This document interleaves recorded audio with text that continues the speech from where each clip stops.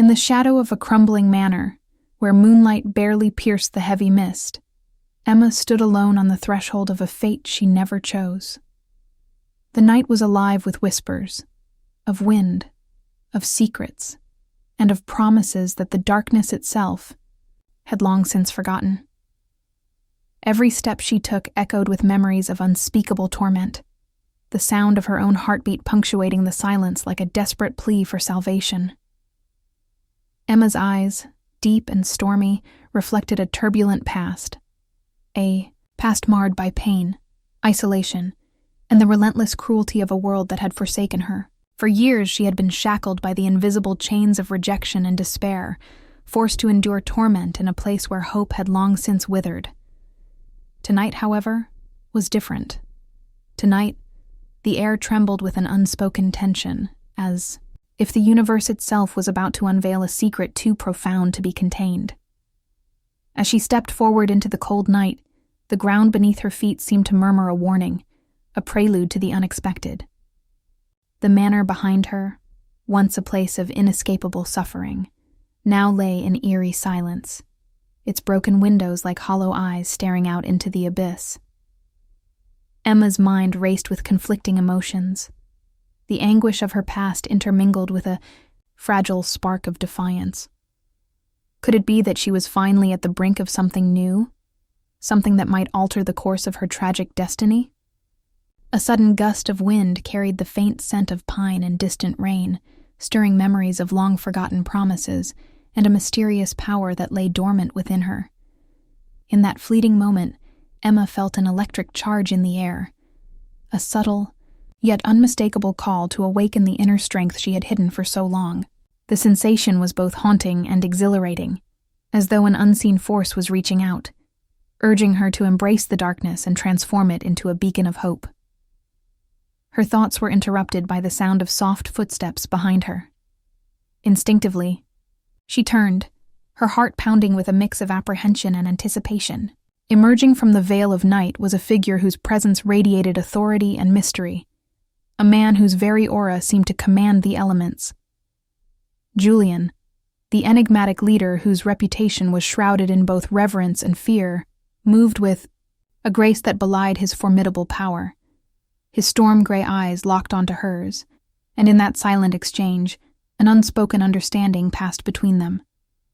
It was as if the universe had conspired to bring two lost souls together at the precipice of destiny. Julian's gaze was unwavering, filled with a passion that transcended mere attraction.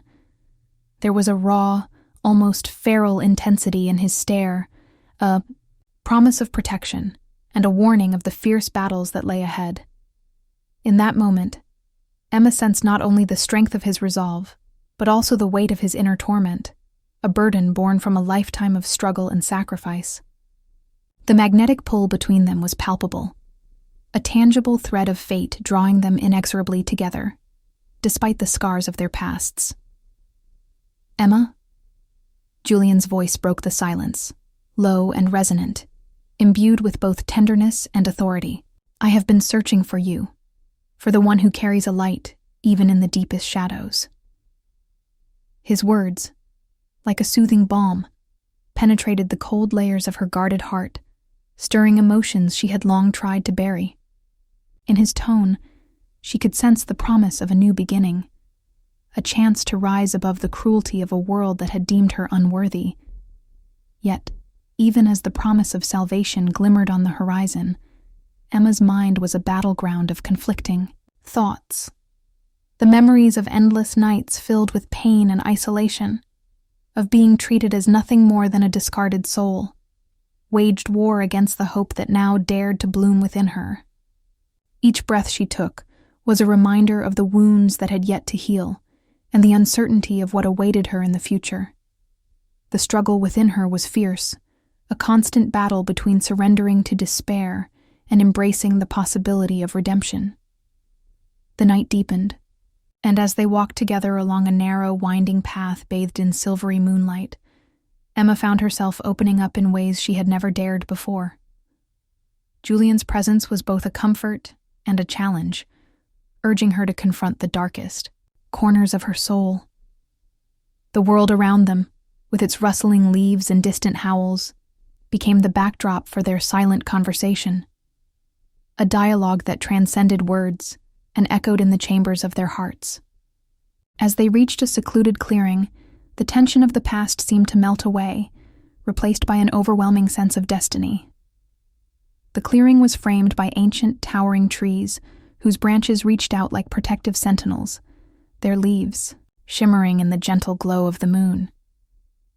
In the center of the space lay a weathered stone altar, its surface etched with symbols of an ancient power that had been forgotten by time. It was here, in this sacred space, that Julian paused and turned to face Emma once more. "I know the pain you have endured," he said softly, his voice carrying the weight of countless untold stories. "I know the torment of feeling abandoned by the world. But within you lies a strength that even the darkest night cannot quench. A light that, when nurtured, can ignite a fire to illuminate the path forward." His words resonated deeply within her, stirring an inner courage that she had never thought possible. For the first time, Emma dared to believe that she could transcend the chains of her past and step into a future defined by her own worth.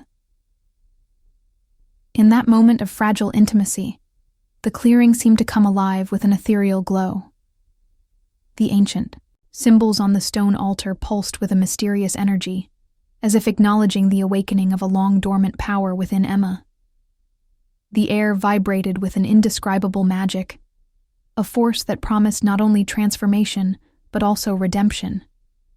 It was as though the very fabric of destiny was being rewoven, strand by luminous strand, around her trembling form.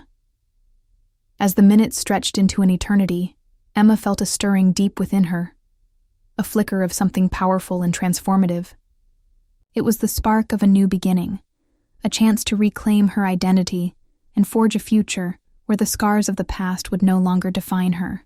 Julian's presence, with his steadfast determination and quiet passion, was the catalyst for this rebirth. In the midst of isolation and despair, she had discovered the first glimmer of hope, a hope that whispered of love, strength, and the promise of a brighter tomorrow. Yet even as the promise of salvation beckoned, the shadows of doubt and fear lingered. Emma could not escape the haunting echoes of her past, the relentless memories of cruelty and abandonment that had once defined her existence. The internal struggle was palpable, a storm of conflicting emotions that threatened to overwhelm her. Newfound resolve. But as she gazed into Julian's unwavering eyes, she knew that she was no longer alone in this battle. Together, they would confront the darkness, shatter the chains of destiny, and emerge as beacons of light in a world that had long since lost its way. In that sacred clearing, beneath the watchful eyes of ancient trees and the shimmering embrace of the moon, Emma took a tentative step toward a future filled with uncertainty, yet brimming with possibility. Her heart, battered by years of isolation and sorrow, now beat with a fervor that promised change. The journey ahead would be fraught with danger, betrayal, and the ever-present specter of past demons. But it would also be a journey of rediscovery, love, and the undeniable power of the human spirit. As the night wore on and the first hints of dawn began to tease the horizon, Emma realized that her life was no longer defined by the misery of her past. The path before her was illuminated by a light that she had once believed to be extinguished, a light that now burned brighter than ever before, fueled by the promise of renewal and the transformative power of love. In that luminous moment of truth, she embraced the uncertainty of the future, ready to rise from the ashes of her pain and claim the destiny that was rightfully hers. The journey had only just begun, and with Julian by her side, Emma stepped forward into the unknown, each footfall echoing with the silent vow to never again be a prisoner of her past. In the quiet majesty of that enchanted clearing, amidst the rustle of ancient leaves and the distant murmur of a waking world, a new chapter was born, one defined by resilience, redemption, and a love that would forever defy the darkness. In no The quiet aftermath of that fateful night, as the moon's glow softened the harsh edges of the world around her, Emma's mind drifted back to memories that had both scarred and defined her. Each recollection was a haunting echo of a past she could neither forget nor escape, a past where loss, injustice, and unyielding pain had woven the very fabric of her existence. Emma remembered the day her life changed forever. She was barely a child when the authorities, cold and unfeeling, stormed into her modest home. Her parents, noble in their own quiet way, were accused of a crime they never committed, a mere consequence of the political whims of a ruthless regime. In the chaotic blur of that tragic moment, she had clutched her mother's hand, feeling the warmth of love quickly replaced by an unbearable chill as they were dragged apart. The last image seared into her mind was that of her father, his eyes filled with a silent plea for her to be strong, even as he was led away to his execution. The echo of their cries, muffled by the oppressive force of injustice, still reverberated in her heart. That day marked the beginning of a relentless descent into a world of hardship. The brutal execution of her parents left a void that no amount of time could ever fill. It was as if the light of hope had been snuffed out, leaving behind a lingering darkness that threatened to consume every fragment of joy within her. Emma's childhood was spent wandering the cold corridors of orphanages and grim shelters, where the only certainty was the echo of her own sorrow. Every day was a struggle for survival, every night a battle against despair. Amidst this unyielding darkness, one constant presence remained: Lucy. Lucy, with her fierce loyalty and boundless compassion, was more than just a friend. She was the sister Emma never had. In the harsh world that had stripped Emma of her family, Lucy's gentle touch and unwavering support became a beacon of solace. The two forged a bond that transcended the physical. It was an unspoken promise to protect one another, to share each other's pain, and to cling to a fragile hope in a seemingly hopeless world. Lucy's presence was a lifeline, a reminder that even in the depths of misery, there existed the possibility of connection and healing.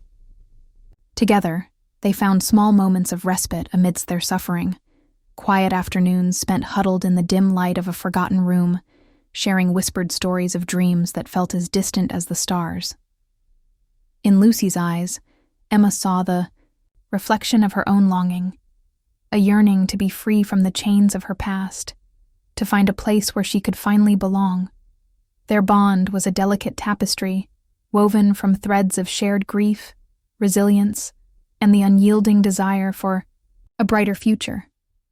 Emma's internal world was a tumultuous blend of memories and emotions. There were nights when the weight of her loss pressed upon her like an unrelenting tide, threatening to drown her in sorrow. In those moments, she would lie awake, the silence punctuated only by the soft, rhythmic breaths of Lucy sleeping nearby. The memories of her parents, every tender smile, every word of wisdom, would surge through her mind, mingling with the bitter pain of their absence. And yet, amid the tears and heartache, there flickered a stubborn ember of hope, a belief that one day justice might prevail and her family's honor could be restored. In her quiet moments of introspection, Emma often wondered how different her life might have been if that cruel twist of fate had not occurred. Would she have blossomed into a person unburdened by loss, unscarred by the cruelty of a world that had taken so much from her? These thoughts, though laced with regret, also fueled a fierce determination within her. They were the driving force behind her resolve to fight against the darkness that had defined her existence for so long. The memory of her parents' sacrifice became a silent vow, a promise to live not as a victim of her past, but as a warrior destined to reclaim her dignity and rebuild the shattered pieces of her world. Lucy, ever intuitive and empathetic, sensed the storm raging within Emma. In moments when Emma's eyes glazed over with the weight of her memories, Lucy would reach out, a gentle touch on the shoulder, a soft murmur of reassurance, and remind her that they were not defined by their suffering, but by the strength they had found in each other. Their shared laughter, rare and precious, was a testament to the resilience of the human spirit. In the quiet camaraderie of their friendship, amidst the whispered promises of a better tomorrow, Emma began to see that her past, painful as it was, could be transformed into a wellspring of strength. As the night deepened, and the soft murmur of the world faded into a lullaby of distant sounds, Emma allowed herself to be enveloped by the bittersweet memories of her past. Each memory, every tear shed, was a step towards understanding the true depth of her own soul. In that introspective solitude, she recognized that the scars she bore were not just symbols of loss, but emblems of survival, reminders that even in the face of overwhelming darkness, there existed the capacity to love, to endure, and to rise again. Thus, in the quiet interplay of sorrow and hope, Emma's story continued. A story of resilience forged in the crucible of pain, of a bond with Lucy that defied the isolation of their world, and of a determination to reclaim the light that had once been stolen from her. In that silent promise, in the echo of her parents' voices and the steadfast support of her dearest friend, Emma found the courage to step forward into an uncertain future, ready to transform her anguish into the power that would one day lead her to redemption. The oppressive air of twilight carried with it a dread so tangible that even the rustle of leaves seemed to whisper of impending doom. Rumors had begun to circulate like wildfire. A decree was to be issued, one that would seal the fate of every rogue child within the territory.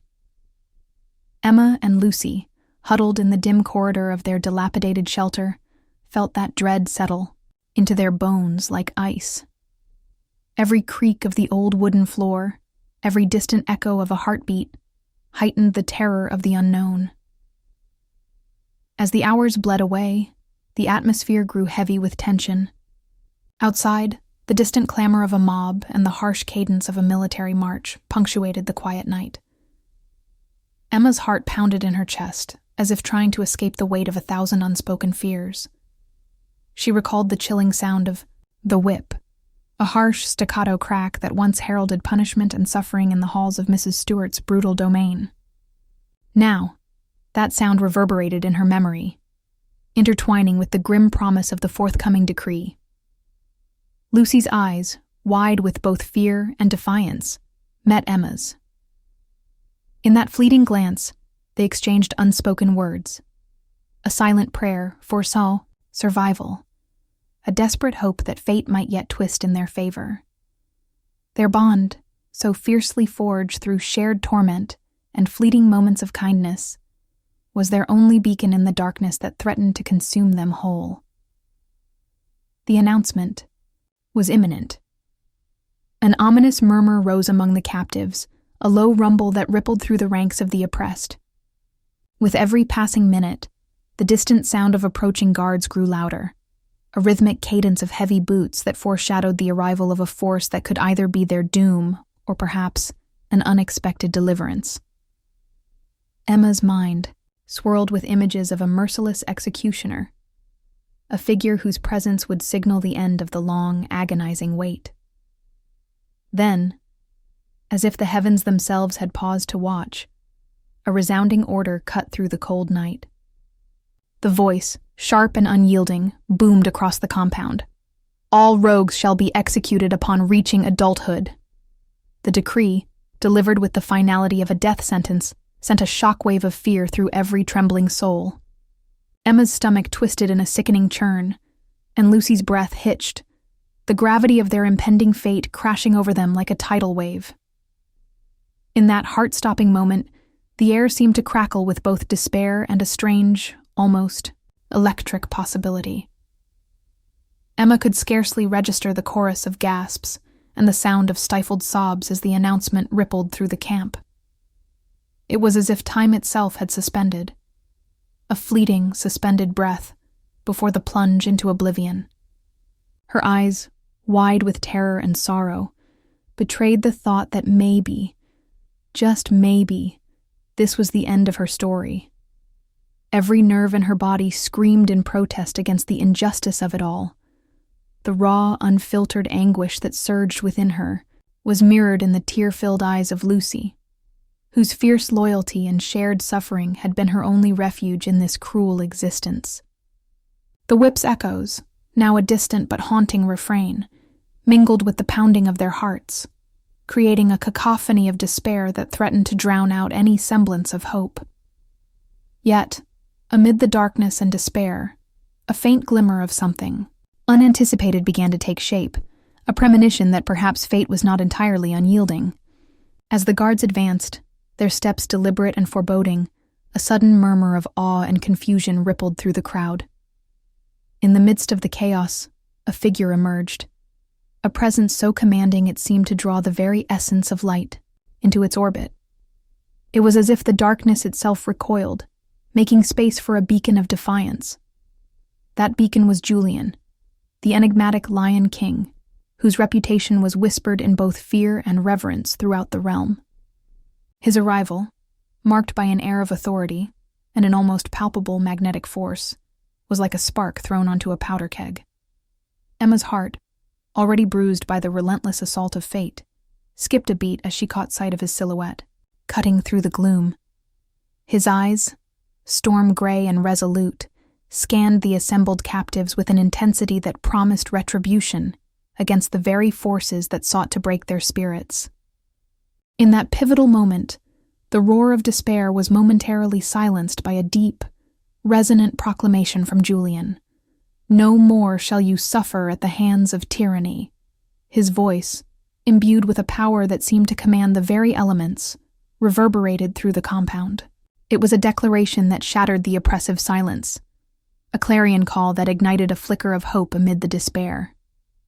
Emma felt a surge of conflicting emotions, fear, still ever present, but also an ember of defiance, a resolute spark, that dared to challenge the cruel decree imposed upon them. The presence of Julian served as both a reprieve and a promise.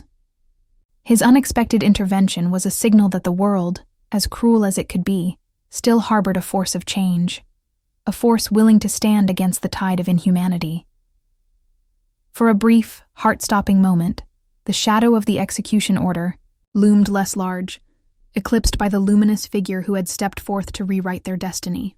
It was a turning point, a cusp between the relentless past and an uncertain, yet compelling, future. As the tension reached its zenith and the murmurs of rebellion began to rise, Emma felt the stirrings of her inner strength awaken. In the echo of Julian's command, the distant sound of the whip, and the collective heartbeat of those who had long been silenced by fear, there emerged a profound realization. This was not the end. It was merely the moment before the storm, a moment when the very air seemed to vibrate with the promise of liberation. In that charged silence, Emma and Lucy shared one last look, their eyes speaking of both sorrow and hope, ready to embrace the uncertain path that lay ahead, guided by the luminous promise of the Lion King. The night had grown even darker, the air heavy with despair and resignation, when suddenly the very atmosphere seemed to tremble with anticipation. In that charged moment, as the distant echoes of marching boots and murmurs of fear filled the compound, a figure emerged from the shadows, a figure whose presence commanded both awe and hope. Julian, the Lion King, stepped forward, his silhouette outlined by the faint luminescence of the rising moon. His arrival was like a burst of light in an endless tunnel, a radiant force that shattered the oppressive gloom. Julian's presence was nothing short of imposing. Dressed in a finely tailored dark coat that seemed to absorb the night itself, his broad shoulders and confident stride exuded authority. His storm-gray eyes swept over the trembling crowd with a piercing intensity, as if he could see into the depths of every soul present. The very air around him seemed to shimmer with an ethereal energy, a silent promise that change was at hand. In that instant, even the distant clatter of chains and whispered laments fell mute, replaced by a hushed reverence for the man who had dared to challenge the darkness. For Emma and Lucy, whose hearts had been paralyzed by fear moments before, Julian's arrival ignited a spark of defiant hope. Emma's pulse quickened as she tried to comprehend the sudden transformation in the knight's tone. In her eyes, a mixture of disbelief and longing danced, a yearning for salvation from a fate that had once seemed inevitable. Lucy, standing close by, clutched Emma's hand tightly as if afraid to let go. Their bond forged in shared suffering, now the only solace in that heavy silence. Before Julian's arrival, the compound had been a stage for cruelty, a place where the old forces reigned supreme. Mrs. Stewart, with her cold, calculating eyes and a whip that had become the instrument of their misery, had embodied the harshness of a bygone order. Alongside her, the old alpha figures had enforced a brutal regime that left little room for mercy or hope. But now, as Julian advanced, their authority faltered under the weight of his resolve.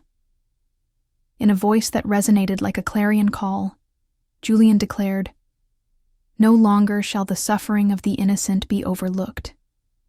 Tonight, we reclaim the dignity stolen from you."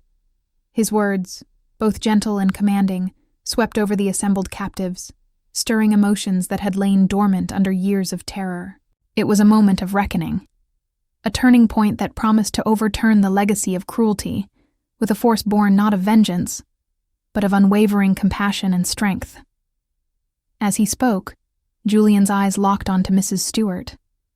The whip that had once sung a song of pain fell silent in the face of his unyielding gaze. "Your reign of terror ends now," he pronounced, his tone laced with a mix of righteous fury and benevolent authority.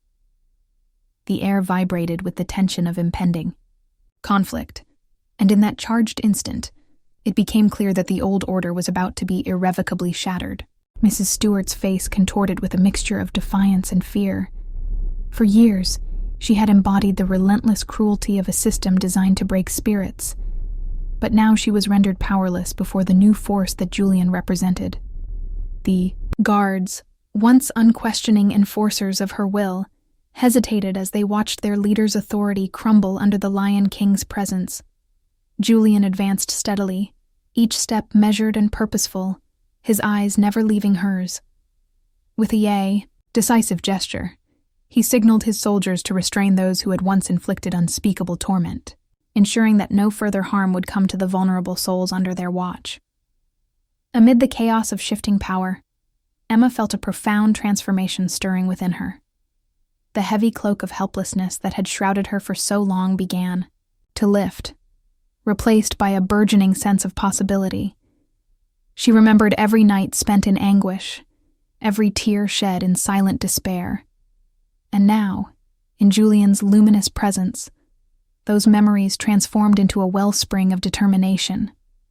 It was as if his very aura had infused her with a courage that defied the years of subjugation. The rescue was not just an act of physical salvation, it was the reclamation of a spirit that had been battered by the relentless cruelty of fate.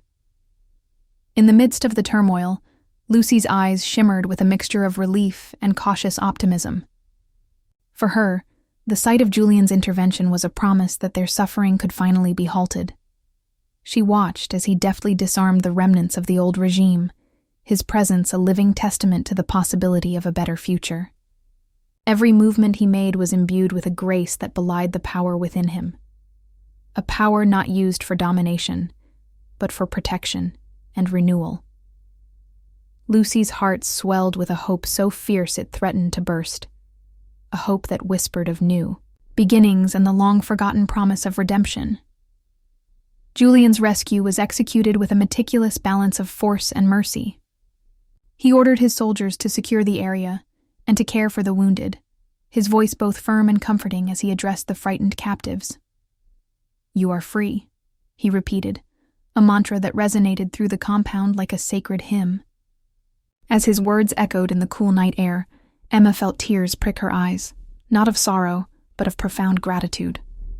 For the first time in what felt like an eternity, she allowed herself to believe that she, too, could escape the chains of her past and step into a future defined by hope rather than despair. As Julian continued to restore order, his attention never strayed from the faces of those he had come to save. He moved among the captives, with a palpable tenderness, offering words of reassurance and gentle touches that spoke of a deep, abiding care. His compassion was an open flame that warmed the hearts of those who had known only the coldness of oppression. In his presence, even the most broken spirits found a reason to believe that life could be transformed, that light could emerge from the darkest corners. For Emma, the encounter with Julian marked the dawn of a new chapter, a turning point where the past's cruel chains were shattered by the promise of liberation. His decisiveness in confronting the old forces, his unwavering commitment to justice, and his profound kindness stirred something deep within her. In that moment, Emma realized that the power to change her destiny lay not in succumbing to the world's cruelty, but in embracing the hope that now shone before her. Her inner world, once a turbulent sea of despair, began to calm, replaced by the steady rhythm of newfound resolve. Standing amidst the remnants of a crumbling regime, Julian's intervention had rewritten the very fabric of destiny for Emma and Lucy.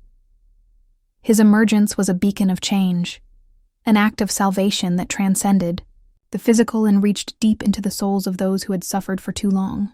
With each passing second, as he dismantled the vestiges of tyranny with his commanding presence, the future of these broken souls began to glimmer with the promise of renewal. In the eyes of the rescued, in the trembling hands of the once powerless, there now shone the undeniable spark of a revolution fueled not by hatred, but by the enduring strength of compassion and hope. In that transformative night, as the embers of despair gave way to the luminous glow of liberation, Emma and Lucy felt their hearts lift with a courage they had long thought unattainable. Julian, the Lion King with a heart as fierce as his determination, had not only saved them from the tyranny of their past, but had also ignited within them the will to rise, to reclaim their dignity, and to forge a future bathed in the light of hope. And so, in the wake of his powerful intervention, as the cold night surrendered to the promise of dawn, a new chapter began, one where the scars of yesterday would serve as the foundation for a brighter, more compassionate tomorrow. Under the pale glow of a waning moon, Emma found herself drawn into a quiet moment of revelation, a moment that would forever alter the tapestry of her existence. In the aftermath of the harrowing rescue, as the compound settled into an uneasy silence and the remnants of oppression lay scattered around them, a subtle yet undeniable shift began to stir between her and Julian. It was as if fate, with its mysterious, unseen hand, had orchestrated their meeting long before this night, weaving their destinies together in the most inexplicable of ways. At first, the connection was barely a whisper, a gentle tug at the edges of her consciousness. Julian, ever watchful and composed, would linger near her as he moved among the liberated souls, his presence both reassuring and enigmatic. In those moments, when his eyes, deep and stormy, met hers across the flickering lamplight, Emma felt a surge of emotion that defied logic.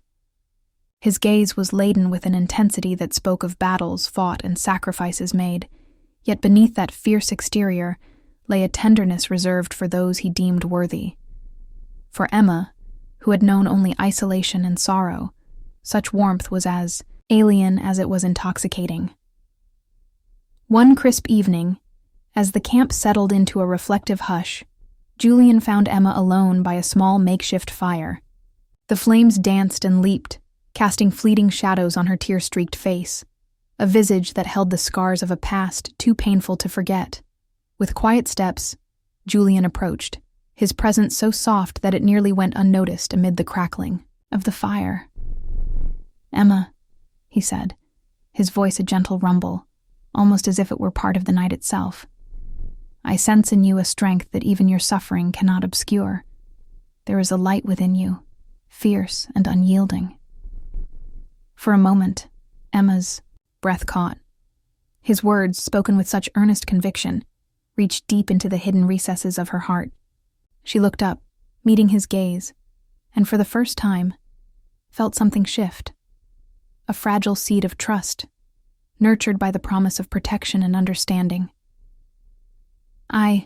She began, her voice trembling as she searched his eyes for a sign that this wasn't another trick of fate, another fleeting mirage. "I've been alone for so long. Every day has been a struggle. Every night a battle with the ghosts of my past."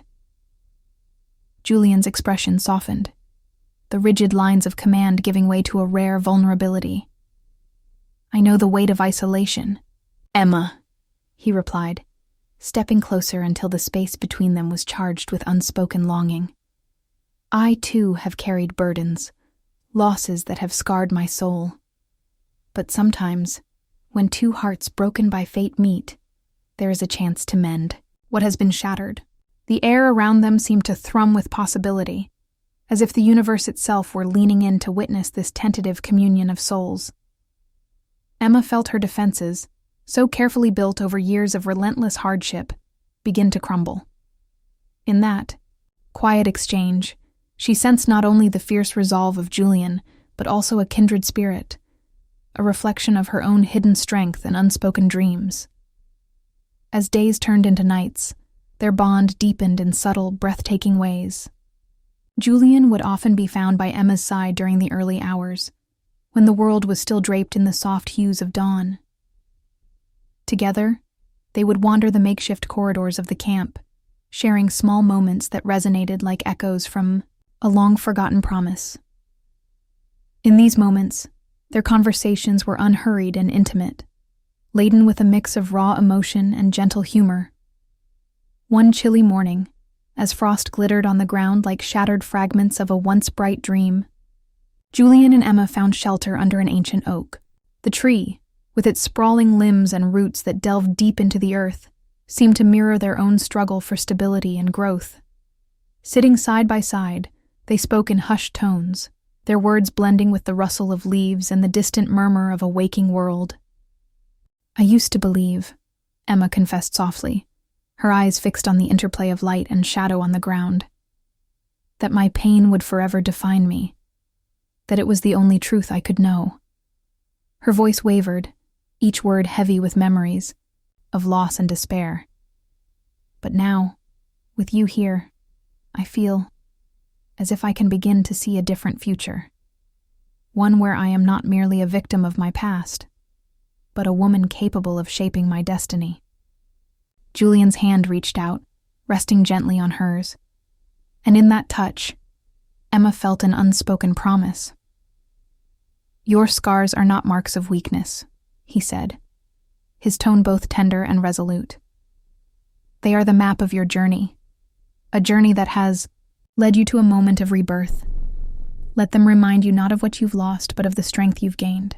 His words, wrapped in the cadence of quiet assurance, resonated deeply within her. In that embrace of vulnerability and hope, Emma began to glimpse the contours of a new self, one that was emerging from the ashes of a painful past. The bond between them was slowly unfurling, a delicate thread of fate binding them together, stitch by stitch, moment by moment. Yet amidst the growing warmth of their connection, Emma's inner world remained a tempest of conflicting emotions. Her mind would often betray her, whispering of doubts and fears, reminders of a time when every step forward came at the cost of immense pain. In the solitude of the night, as she lay awake listening to the soft breathing of those around her, she wrestled with the shadows of self-doubt. Could she truly embrace the power within her, or was she doomed to be forever defined by her past? It was during one such restless night that Julian's voice became her anchor.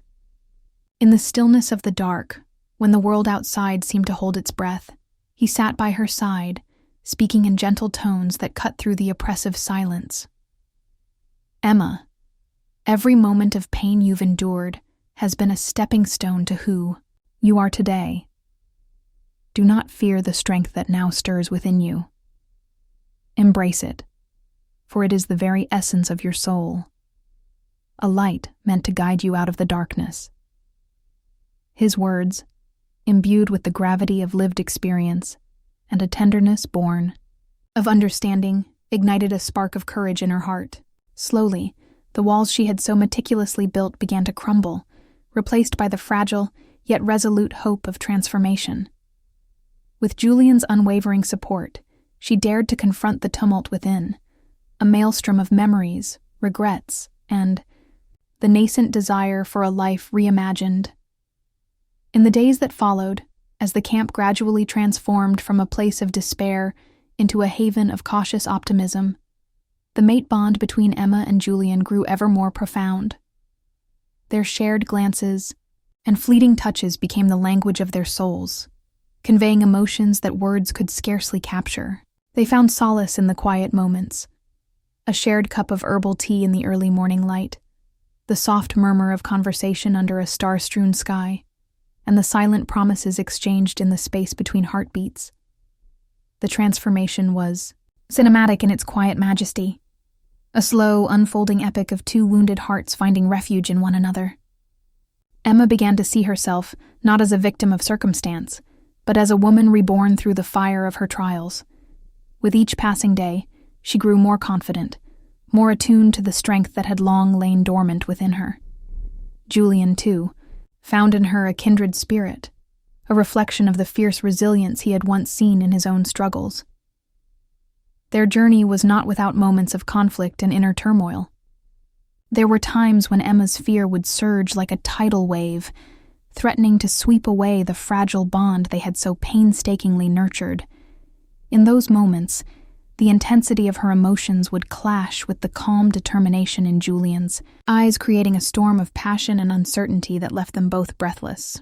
Yet, even in the midst of these turbulent encounters, there was an unspoken understanding, a mutual recognition that their bond was a force of nature, destined to endure the trials of fate. One particularly poignant evening, as the sky blazed, with the dying embers of twilight, Emma and Julian found themselves alone on a secluded balcony overlooking the expanse of their newfound sanctuary. The cool breeze carried with it the scent of rain and promise, and in that ephemeral space between dusk and night, they spoke of dreams, of futures unbound by the chains of their pasts. "Julian," Emma began, her voice soft yet resolute, "I've spent so long believing that I was broken beyond repair. But with you, I see that every fracture, every scar, has brought me here. To this moment, where I can finally begin to heal." Her eyes shimmered with unshed tears, reflecting the myriad emotions that swirled within her. Julian's reply was a whisper carried by the wind, tender and filled with a promise of unwavering support. "Emma, you are the embodiment of resilience. Your past may have been marred by sorrow, but it has also sculpted you into the remarkable woman you are today. I am here always to help you embrace every part of who you are, even the parts you fear." In that sacred moment, as the stars emerged one by one to light the heavens, their connection solidified, a bond forged in the crucible of suffering and tempered by the gentle warmth of shared hope.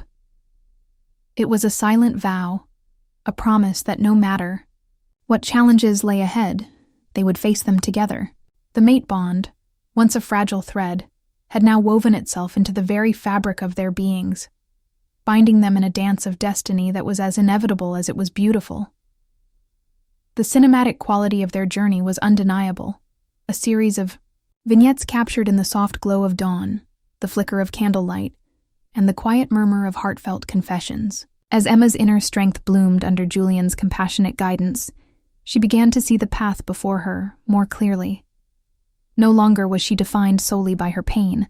She was becoming a woman capable of love, of defiance, and of creating a future that shone with promise.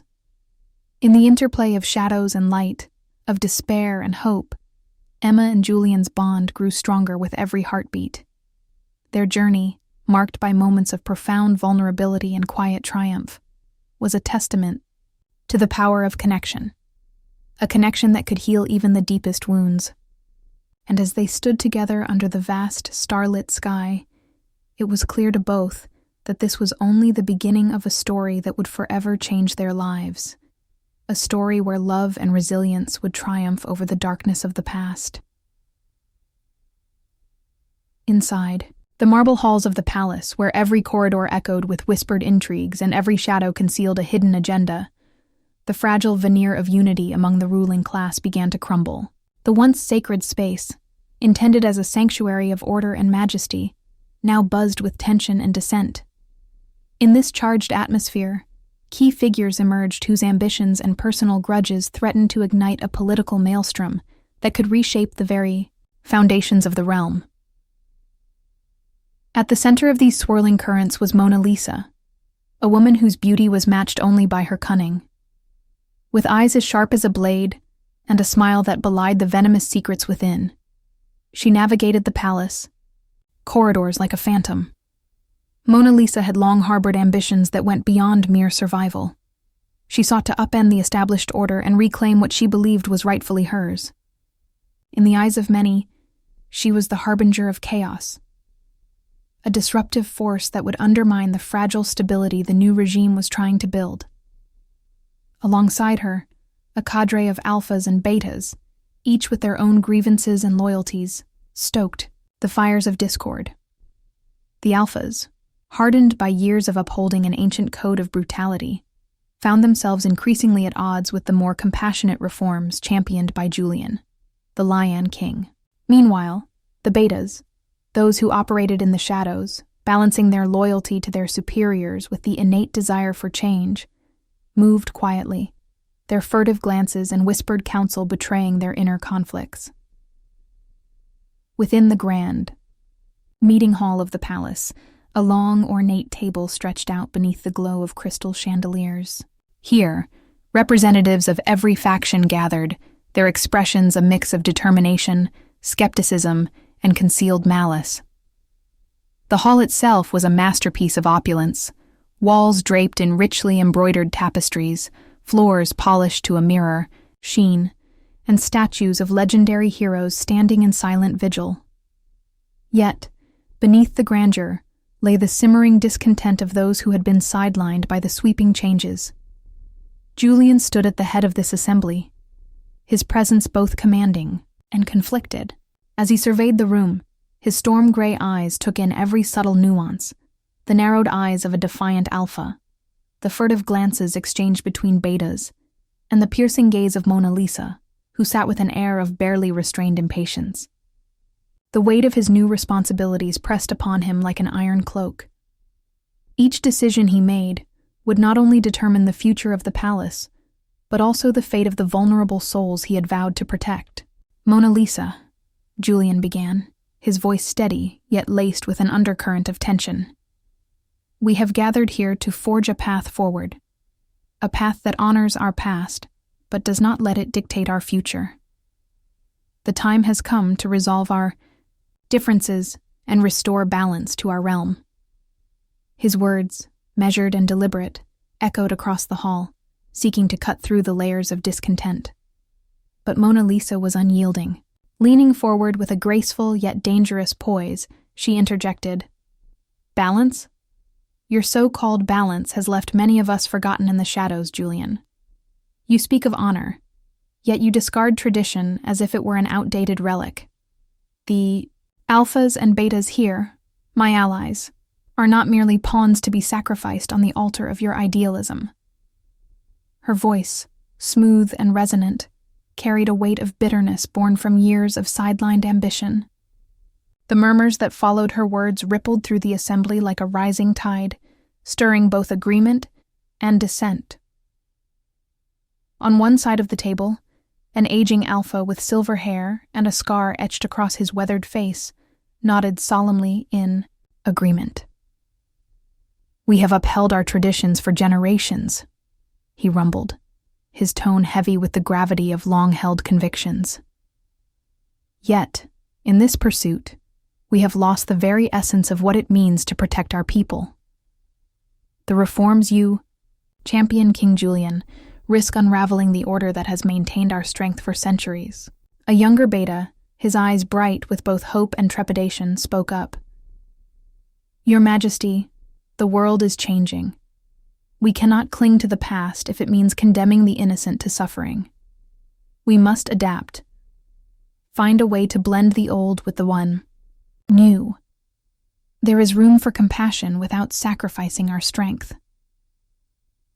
The debate unfolded like a carefully choreographed dance, each participant stepping forward with arguments, counter-arguments, and quiet, simmering threats. The dialogue was punctuated by moments of silence so profound that even the soft hum of the palace seemed to pause, absorbing the weight of the ideas exchanged. As the voices rose and fell, Julian's inner turmoil became palpable. He felt the pull of duty against the sting of personal betrayal, a constant reminder that every decision he made would be scrutinized by those who had once been his comrades, and now his adversaries. In a private moment away from the clamor of the assembly, Julian retreated to a quiet alcove where the only light came from the flickering reflection of a grand fountain. There, in the solitude of marble and water, he allowed himself a brief respite to confront his inner conflicts. His mind replayed the passionate words of Mona Lisa and the resolute stances of the alphas. The conflicting visions of the future, one steeped in tradition and another brimming with hope, waged a silent war within him.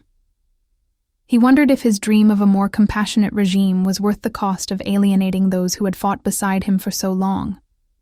In that dim light, the lines between duty and desire blurred, leaving him with a sense of profound vulnerability. Yet, as he gazed into the reflective surface of the fountain, Julian saw not only the visage of a conflicted ruler, but also the possibility of transformation. His reflection merged with the flickering lights, a visual symphony that whispered of renewal. He realized that true leadership was not about imposing a singular vision, but about harmonizing diverse voices, even if they clashed, like discordant notes. With a deep, steadying breath, Julian resolved to bridge the chasm between old and new, a path that would require both firmness and empathy. Returning to the assembly with a renewed sense of purpose, Julian addressed the gathered crowd once more. "I hear the voices of tradition and the calls for change. We stand at a crossroads, not merely as rulers, but as custodians of a legacy that must evolve. Let us not view this debate as a battle, but as a necessary dialogue, a step toward crafting a future that honors our past while embracing the promise of tomorrow." His words, laced with sincerity and an unwavering determination, resonated deeply, even amidst the lingering tensions. Mona Lisa's eyes narrowed, her expression inscrutable as she regarded him. Though her challenge remained, there was a subtle shift in her demeanor, a recognition perhaps that Julian's vision was not one of mere idealism, but a calculated effort to mend a fractured system.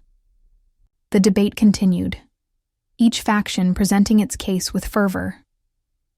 The alpha with the scarred face argued for the preservation of time-honored customs, while the younger beta invoked the promise of innovation and empathy.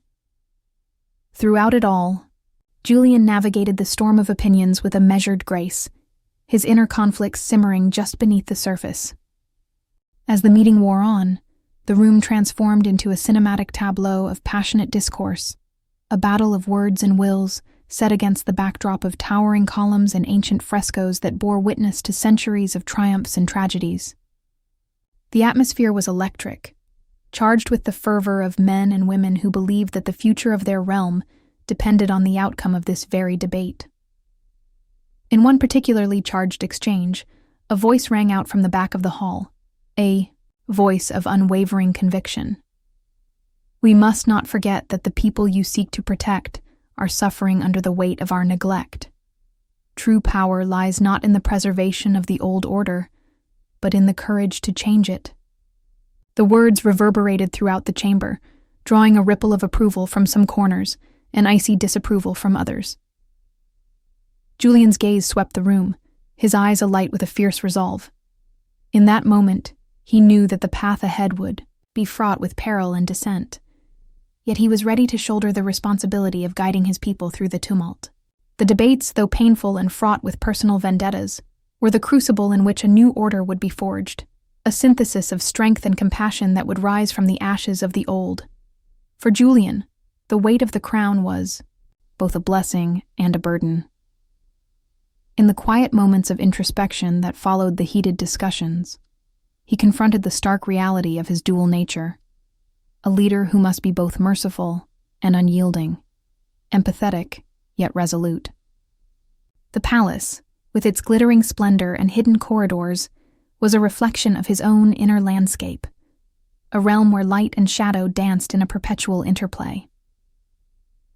As the assembly drew to a close and the echoes of debate faded into the night, Julian stood alone in the vast, silent hall. The tension, though momentarily abated, still lingered in the air like a specter of unfulfilled promises. Yet, in that lingering silence, there was also the promise of a new beginning, a future where the voices of tradition and innovation would not be in opposition, but in harmony. In that cinematic moment, the palace itself seemed to breathe a sigh of relief, a collective exhalation that acknowledged the arduous journey ahead. Julian, with his heart heavy yet resolute, vowed to find a way to reconcile the deep-seated conflicts that had long divided his people. His inner turmoil was not a sign of weakness, but a testament to the complexity of his role as a leader. The path forward would demand sacrifice, understanding, and the courage to face the darkest parts of his own soul. And so, beneath the majestic arches of the palace and the watchful eyes of history, the stage was set for a revolution of the heart and mind, a revolution that would redefine the very essence of power in a realm long marred by strife. Julian's resolve to build a future that honored both the past and the promise of tomorrow shone as a beacon of hope amid the tangled web of political intrigue and personal ambition. In that moment, the destiny of the realm began to take shape, a destiny that would forever be marked by the courage to change and the strength to lead with compassion. Under a sky brushed with the soft hues of dawn, Emma stepped onto the training grounds of the palace with a resolve that belied her inner uncertainties. The once frail girl, weathered by years of torment and solitude, now faced a new destiny. A destiny that required not only the mastery of physical strength, but also the awakening of a hidden, ancient power within her. The sprawling courtyard, lined with ancient stone pillars and bathed in the gentle glow of morning light, transformed into her arena of transformation. Every day, as the first rays of the sun caressed the dew-dappled grass, Emma joined her mentors, seasoned warriors, wise elders, and even a few mystics who had once walked the shadowed paths of the Werewolf clans. Under their stern yet compassionate guidance, she began the arduous journey of self-discovery. Her training was a delicate balance between brutal physical conditioning and meditative introspection, designed to unlock the dormant wolf spirit that pulsed within her veins. At first, the exercises felt insurmountable. Emma's muscles ached with every sprint and every weight she lifted, each movement a painful reminder of the scars that marred both her body and her soul. Yet, with every drop of sweat, she felt a stirring deep inside, a spark of determination that slowly began to kindle into a flame. The rhythmic beat of her heart, once stifled by fear, now resonated with the promise of renewal. One cool morning, as a gentle breeze whispered through the courtyard, Emma found herself facing a challenge unlike any before. Her mentor, a grizzled warrior named Kalen, had arranged an obstacle course that wound through a maze of ancient trees and crumbling stone walls. Standing at the starting line, Emma's hands trembled not solely from exertion, but from the weight of the unknown. She could almost sense the latent power within her, waiting impatiently for its moment to break free. "Remember, Emma," Kalen's voice boomed with both authority and encouragement. "This is not merely about physical strength. It's about embracing who you truly are. Your power lies not in your fear, but in your ability to transform it into something formidable." With his words echoing in her mind, Emma took a deep breath and launched herself forward. As she navigated the winding course, she felt a fierce surge of adrenaline. Each hurdle and narrow passage forced her to confront not just her physical limitations, but the ghosts of her past. Every slip, every stumble was a lesson etched in pain, and with each challenge, she grew more resilient. At one particularly daunting section, a steep, uneven climb along a crumbling wall, Emma's legs threatened to give out. Her breath came in ragged gasps as she clung to the cold, rough stone. In that moment of utter vulnerability, a memory flashed before her eyes. The echo of her mother's gentle smile. A fleeting glimpse of warmth in a world of sorrow. The memory lit a spark within her, and with renewed determination, she pushed upward, her muscles burning with purpose. Reaching the top, she paused, eyes closed, feeling the raw, untamed power of her spirit surge like a tidal wave within her. That pivotal moment was not just a physical triumph, it was a metamorphosis. In the solitude of the climb, Emma felt the first stirrings of her inner wolf, a sensation both exhilarating and terrifying. Her senses sharpened, and for a fleeting instant, the world around her transformed. The rustle of leaves became a symphony. The distant call of a hawk resonated like a clarion call, and the taste of the morning air was infused with an indescribable energy. She was no longer merely a survivor. She was becoming a force of nature. After her training sessions, in the quiet hours before dusk, Emma often retreated to a secluded spot near a gently flowing stream. There, beneath the ancient boughs of a weeping willow, she would sit in silence, allowing her thoughts to wander freely. These were the moments when her inner monologue took center stage, a dialogue between her present self and the shadows of her former life. Every scar tells a story, she would whisper to herself, tracing the faded lines on her arms. Each pain, each loss, is a testament to my endurance. I am more than the sum of my broken parts. I have the power to forge my destiny, to become who I am meant to be. These introspective sessions were punctuated by the soft murmur of the stream and the distant call of night creatures, a cinematic soundtrack to her transformation. The internal battles were as fierce as the physical ones, and Emma learned to confront her deepest fears with an emerging sense of confidence. Slowly, she began to trust not only in her mentors, but also in the strength of her own spirit. One evening, as twilight bled into night and the stars emerged like scattered diamonds against a velvet sky, Emma's training took an unexpected turn. Kaylin led her and a small group of trainees to a clearing illuminated solely by the silvery light of the moon. There, in the center of the open space, lay a stone circle inscribed with ancient runes, the sacred ground where those of the werewolf lineage would undergo their final transformation. Tonight, you will learn to harness your inner wolf, Kaylin announced, his voice both solemn and electrifying. This is your moment of reckoning, a chance to embrace the wild strength that has been dormant within you. Remember, true power is born not of anger or fear, but of acceptance and inner peace. Emma's heart pounded as she stepped into the circle. The cool night air was thick with anticipation, and as she closed her eyes, she began to focus on the rhythm of her breath. Gradually, the world around her faded into a blur of sound and shadow, leaving only the beating of her heart and the silent call of her soul. In that suspended moment, she felt the ancient energy of her ancestors coursing through her veins, a deep, resonant force that beckoned her to awaken. A low, almost imperceptible hum filled the circle, growing in intensity until it vibrated through the very core of her being. Emma's eyes snapped open, wide with wonder, as she felt the metamorphosis begin. The sensation was overwhelming, a mingling of euphoria and raw power that blurred the boundaries between her human self and the wild spirit within. In a cinematic display of light and shadow, her senses exploded. The scent of earth and foliage, the distant sound of a wolf's howl, the cool brush of the night air against her skin. It was as if the universe had conspired to reveal her true nature, one that had been suppressed for far too long. Feel it, Emma. Kaylin's voice broke through the sensory overload, gentle yet insistent. Let your fear dissolve and embrace the power that is rightfully yours. In that moment, tears streamed down Emma's face, not of sorrow, but of awe and liberation.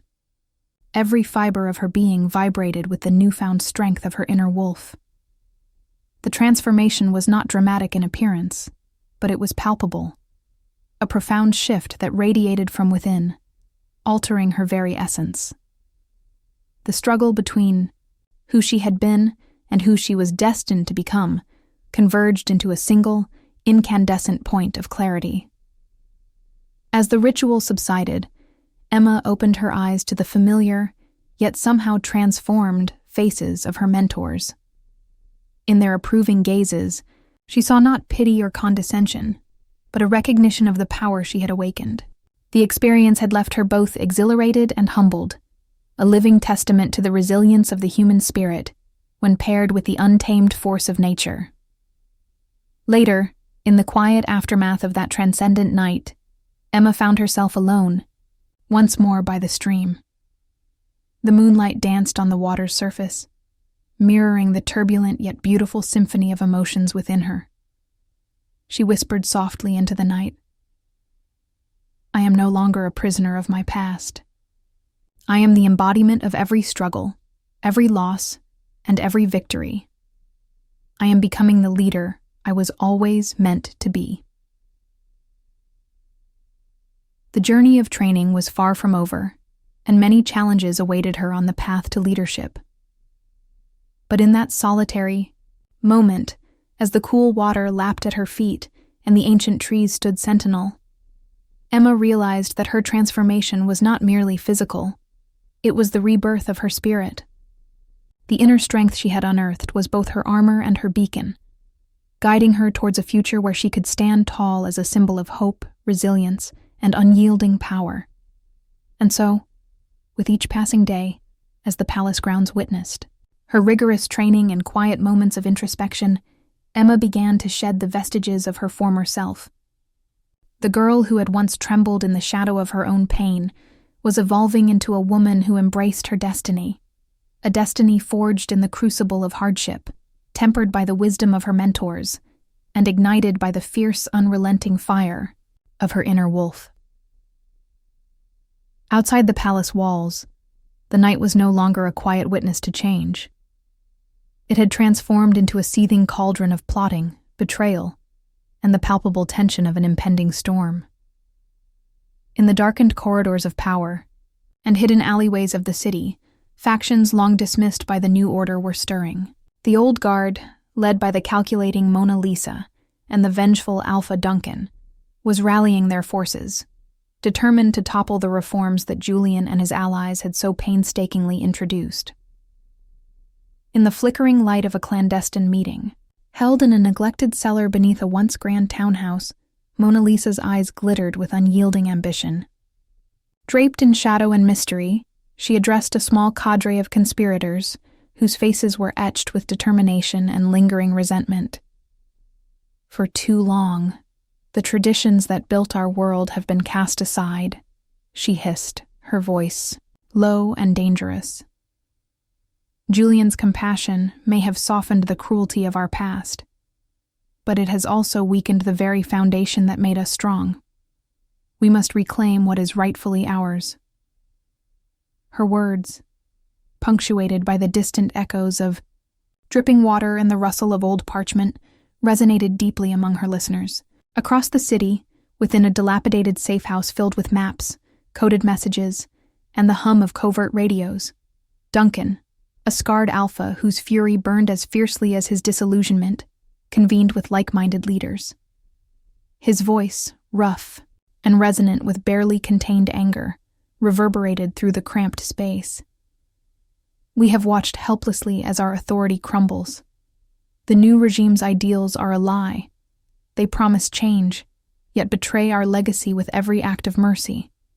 It is time to unite with those who still honor the old ways. We will gather our forces and strike when they least expect it." In that moment, the safe house became a strategic nerve center for plotting a revolution, a plan meticulously crafted to dismantle the fragile peace that had taken root under Julian's rule. While these covert meetings simmered with plots and counterplots, the palace itself was not immune to the ripples of unrest. Within the opulent corridors and gilded chambers, whispers of treachery spread like wildfire. Julian's trusted advisors and loyal generals began to report unsettling signs. Unusual patterns of movement among the city's outer districts, coded transmissions intercepted by the palace intelligence, and subtle shifts in the behavior of some of his closest aides. Each revelation added another layer of tension to an already volatile situation. Late one night, as the rain pounded against the high, arched windows of the war room, Julian stood before a vast map spread across an ancient oak table. Flickering candlelight and the soft murmur of strategists filled the room as he listened intently to a report from his chief intelligence officer. "Your Majesty, our spies have detected unusual gatherings at several key outposts on the city's perimeter," the officer said, his voice betraying the gravity of the situation. "There is evidence suggesting that Duncan and Mona Lisa are orchestrating alliances with factions that have long been dormant. They seek to undermine the stability of the new order with a coordinated strike."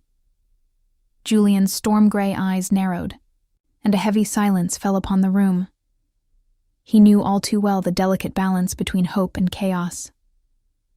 "We must prepare for the worst," he declared, his tone measured, yet laced with an urgency that sent ripples of determination through his loyal generals. "Strengthen our defenses along the borders and deploy additional patrols. We cannot allow the seeds of treachery to take root within our realm." The order was issued with the weight of a man who bore the dual burden of leadership and personal sacrifice. His mind churned with the responsibility of protecting not only his people, but also the fragile reforms he had fought so hard to implement. As preparations for the coming conflict accelerated, scenes of cinematic intensity unfolded across the city. Under the cloak of darkness, specialized units moved silently through labyrinthine back alleys, their faces obscured by the deep shadows of midnight. The sound of hushed footsteps, the click of concealed weapons, and the distant murmur of clandestine conversations formed a symphony of covert operations. Agents of Julian's regime, expertly trained in espionage and counterintelligence, infiltrated the networks of the opposition. Their mission was to uncover the full extent of the conspiracies and to intercept communications that could reveal the enemy's next move. In one tense exchange, an undercover agent managed to secure a cryptic message from a high-ranking conspirator. Under the dim glow of a street lamp, the agent whispered into a secure transmitter. "The plan is set. They will move at dawn, when the veil of night lifts, and our enemies believe us still asleep." The words hung in the air like a foreboding promise, amplifying the sense of impending conflict. The intelligence reached Julian's war room just in time, spurring him into a flurry of strategic recalibrations. He knew that the coming hours would be critical, that the decisions made now could either avert disaster or plunge the realm into chaos. Back at the palace, the atmosphere in the council chamber was electric with tension. During a heated meeting, voices clashed like swords in the dimly lit hall. One counselor, an imposing figure with a stern expression, argued, "We must not underestimate the resolve of our adversaries. Their alliance, forged in the fires of discontent, could very well be the spark that ignites a full-scale rebellion." Another, younger and more idealistic, countered passionately, "But if we tighten our grip too harshly, we risk alienating those who still believe in a compassionate future." Julian's vision, though ambitious, can be our guiding light, if we only have the courage to stand by it. Amid this tumult, Julian's voice rose above the clamor, calm yet resolute. "Our strength lies in our unity, not in division. We will confront these challenges not as fractured factions, but as one people, committed to the ideals of justice and renewal. I will not allow our realm to be torn asunder by the machinations of those who cling to outdated notions of power." His words, imbued with a quiet authority, cut through the dissonance, offering both reassurance and a rallying cry for the defenders of the new order. Yet, even as he spoke, Julian's internal conflict was palpable. Behind his commanding exterior, he wrestled with the heavy toll of leadership. Every decision, every calculated risk, was a reminder of the sacrifices required to maintain order in a world fraught with betrayal. In the solitude of his private study, far from the eyes of the court, Julian often found himself pondering the delicate balance between mercy and might. The ghosts of his past, the echoes of battles long fought, whispered in the quiet moments before sleep, a constant reminder that every victory came with a price. In the shadow of these internal battles, the external threat loomed larger with each passing hour. Reports of enemy movements grew more frequent, and the once distant threat of rebellion now felt uncomfortably close. The palace's elite guard, clad in gleaming armor that caught the light of torches and moonbeams, were deployed. Along strategic points, their disciplined formations a stark contrast to the chaos unfolding outside. The rhythmic clank of armor and the steady cadence of marching feet created a powerful, almost cinematic soundtrack, a prelude to the coming confrontation. Meanwhile, in the dim corridors of the opposition's hideouts, Mona Lisa and Duncan orchestrated their final moves. In hushed conspiratorial tones, they discussed the precise timing of their attack, the allocation of their limited forces, and the critical targets that would cripple Julian's newly established regime. Their voices, low and calculated, blended with the ambient sounds of a city on the brink of revolution, a city where every shadow held a secret, and every silent street whispered of rebellion. As dawn approached, the first light of a cold, unforgiving morning began to seep over the horizon. The palace, now a fortified bastion of hope and defiance, stood in stark contrast to the turbulent forces gathering on its outskirts. In the quiet moments before the inevitable clash, an undercurrent of resolve permeated every stone and every soul. Julian, standing atop the palace battlements, surveyed the expanse of his domain with eyes that had witnessed both despair and rebirth. In that panoramic view, the converging forces of tradition and insurgency were like the turbulent waves of an ocean, each crest and trough a manifestation of the realm's fractured spirit. The stage was set for a confrontation that promised to be as inevitable as it was cataclysmic, a clash not only of armies and strategies, but of ideologies and visions for the future. The looming threat of war cast a long shadow over the land, one that would test the mettle of every defender of the new order.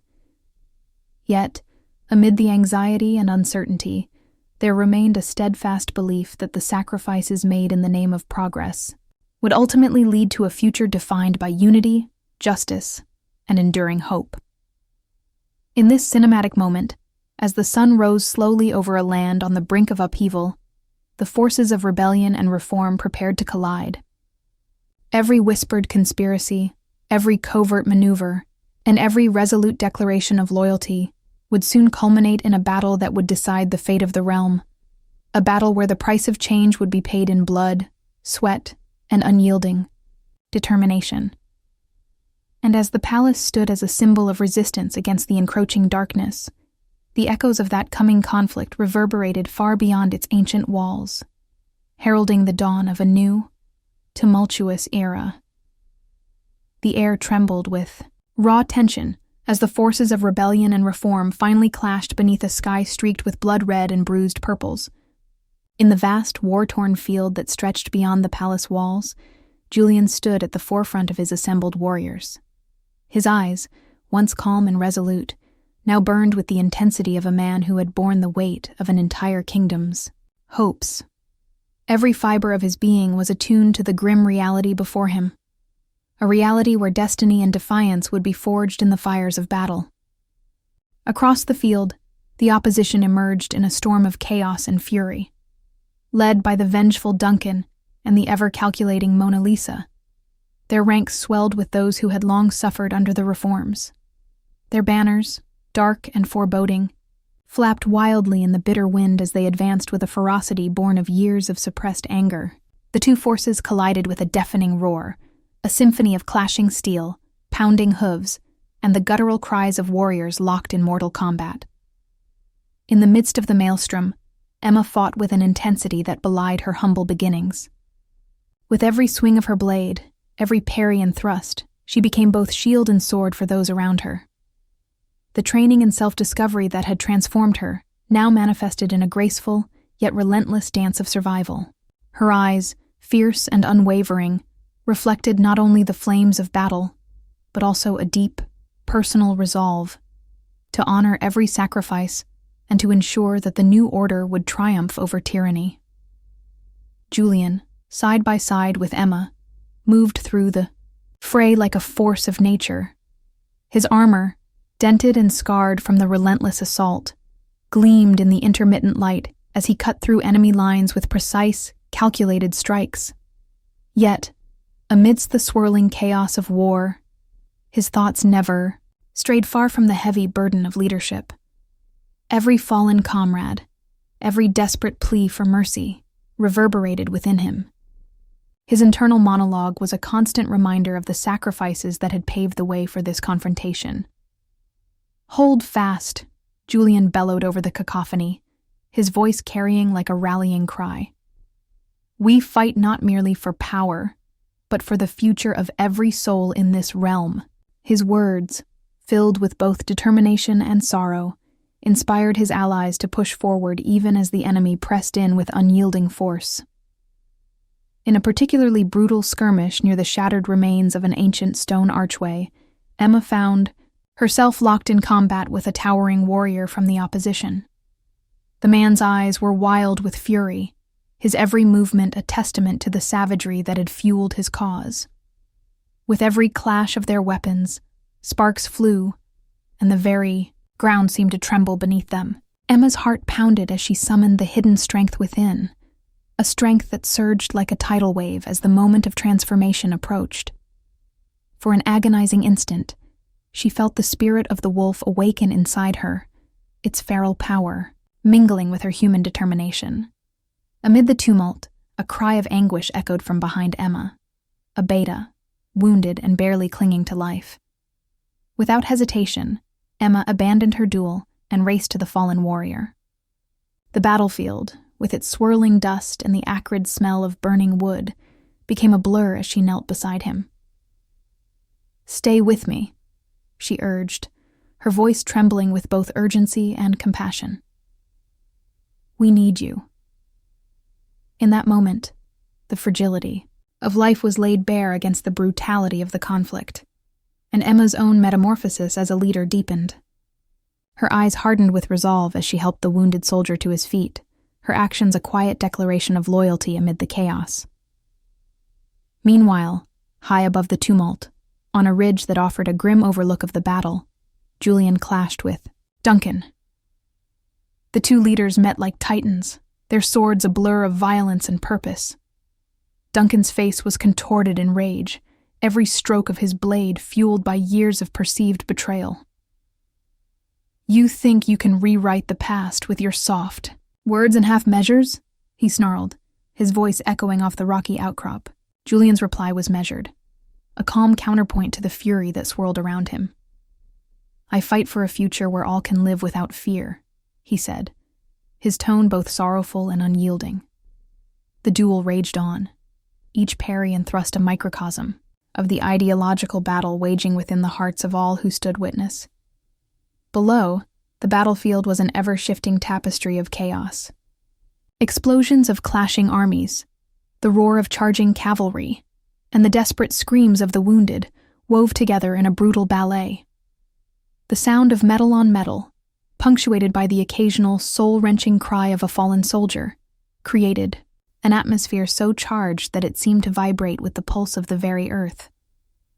Every moment was a visceral reminder that this confrontation was more than a fight for territory. It was a battle for the very soul of the kingdom. As the confrontation reached its zenith, the opposing forces pushed each other to the brink of collapse. Julian, having carved a path through the enemy ranks, paused momentarily at the center of the fray. His chest heaved with exertion, his eyes scanning the horizon for any sign of further treachery. It was in that brief, heart-stopping moment that a deafening roar erupted from the enemy's side, a signal of a new, unexpected wave of assault. The ground trembled beneath the combined might of an alliance of rogue factions that had not been anticipated even by the most cynical of his advisors. In that moment, the battlefield transformed into a scene of apocalyptic fervor. Julian's heart clenched as he recognized the dire implications of this development. His mind raced with strategies and countermeasures, each thought laced with the bitter taste of impending loss. "Hold the line," he cried out, his voice slicing through the roar of renewed aggression. "This is not the end. It is only the beginning of our fight for freedom." His command galvanized his troops, imbuing them with a desperate courage that bordered on the miraculous. Amid this chaos, a sudden flash of movement caught Emma's eye, a figure darting through the smoky haze, moving with uncanny speed and precision. For a split second, she could have sworn it was the specter of a lost comrade, but instead, it was a sign, a foreboding omen that the true mastermind of this uprising was still at large. Her heart pounded with a mix of dread and determination as she realized that the forces of darkness were far from defeated. They were evolving, adapting, and ready to strike with renewed vigor. Julian, locked in a titanic struggle with Duncan, glanced up at that moment, his eyes narrowing with a predatory focus. The duel took on an even more desperate intensity, every strike and counterstrike echoing with the weight of countless lives hanging in the balance. "Your treachery ends here, Duncan," Julian spat, his words dripping with a blend of wrath and sorrow. "No more will you spill innocent blood in the name of a twisted past." Duncan roared in response, his fury manifesting in a barrage of blows that sent shockwaves through the frigid morning air. The clash between these two titans became the embodiment of the struggle between old tyranny and new hope, a battle that was as much ideological as it was physical. In that defining moment, every eye on the field, every soul that had suffered under the yoke of oppression, felt the weight of history pressing down upon them. The outcome of this duel would not only determine the fate of the opposing factions, but would also serve as the ultimate testament to the strength of conviction and the enduring power of sacrifice. As the battle raged on, Julian's forces slowly began to turn the tide, their renewed resolve bolstered by his unyielding leadership. Yet, the victory came at a steep cost. Losses were mounting on both sides, and the ground was soaked with the blood of heroes and villains alike. In the midst of this tumult, Emma fought with a ferocity that was both inspiring and heartbreaking. Each time she parried an attack, every time she rallied her comrades, she was reminded of the promise she had made to herself and to those who had trusted her with their lives. The crescendo of the battle arrived when, in a moment that seemed to stretch into eternity, the forces of Julian finally broke through the enemy's final defensive line. The enemy's roars turned into anguished cries as their organized resistance crumbled like sandcastles under the relentless tide of loyalty and sacrifice. But even as the victorious cries of Julian's army rose above the din, an ominous silence began to seep in. The silence of an uncertain future, the foreboding of challenges yet to come. Julian, his chest heaving with both exhaustion and grim satisfaction, surveyed the battlefield with a heavy heart. The cost of their triumph was etched in every scar and every tear that glistened in the eyes of his warriors. He knelt beside Emma, who, though battered and bloodied, still stood with a fierce pride that defied the brutality of the conflict. "Today, we have taken a stand," he murmured, his voice barely audible over the dying echoes of battle. "But our fight is far from over. The darkness may recede, but it never truly disappears." In that moment, as the dying light of battle gave way to a tentative, uncertain dawn, the future of the kingdom hung in a delicate balance. The sacrifices made on the field would forever alter the course of history, and the lingering threat of unseen enemies cast a long, ominous shadow over the hard-won peace. As Emma and Julian locked eyes, sharing a silent vow to protect the fragile hope they had kindled, a final chilling whisper of betrayal and impending turmoil rustled through the wind, a reminder that even in victory, the seeds of new conflicts were sown. And so, amid the wreckage of war and the bittersweet triumph of survival, the ultimate question lingered in the hearts of all who had witnessed the carnage. Would the dawn of this hard-fought victory herald a lasting era of change? Or would the shadows of the past rise once more to threaten the fragile light of hope? As the first light of dawn broke over the rebuilt palace, its grand halls now filled with a renewed sense of purpose and unity, the kingdom emerged from the long, dark shadows of tyranny. The air was crisp and fragrant with the promise of new beginnings, and every stone of the palace seemed to hum with the collective heartbeat of a people reborn. Today, Emma, the once oppressed, trembling soul, stood before her people as Luna, a queen forged in sacrifice, adversity, and an unyielding determination to transform destiny.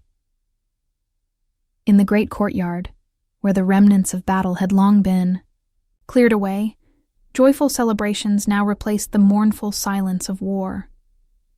Banners of deep indigo and silver fluttered proudly in the gentle breeze, symbolizing not only the might of the new regime, but also the unity and hope that had taken root in the hearts of the people.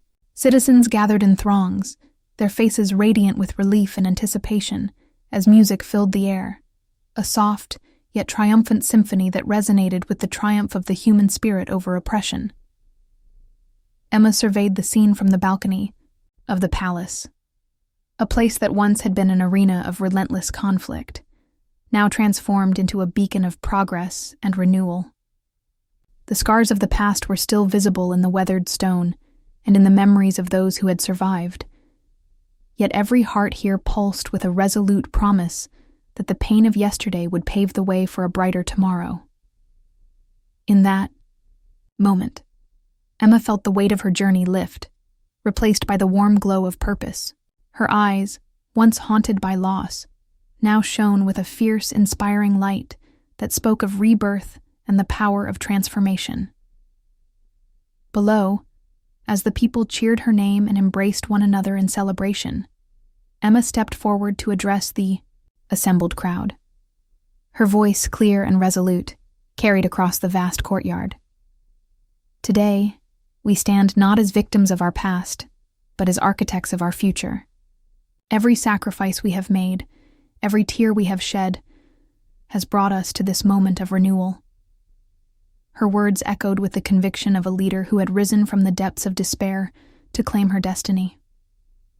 We will build a future that honors our heritage, embraces change, and ensures that no soul shall ever suffer in silence again. In that instant, Emma's transformation from a downtrodden orphan to a formidable queen was complete. It was not merely a change in title, but a profound metamorphosis of spirit, a rebirth that radiated from her very being. The inner strength that had once been buried beneath layers of fear and oppression now shone like a brilliant beacon, illuminating the path for her people.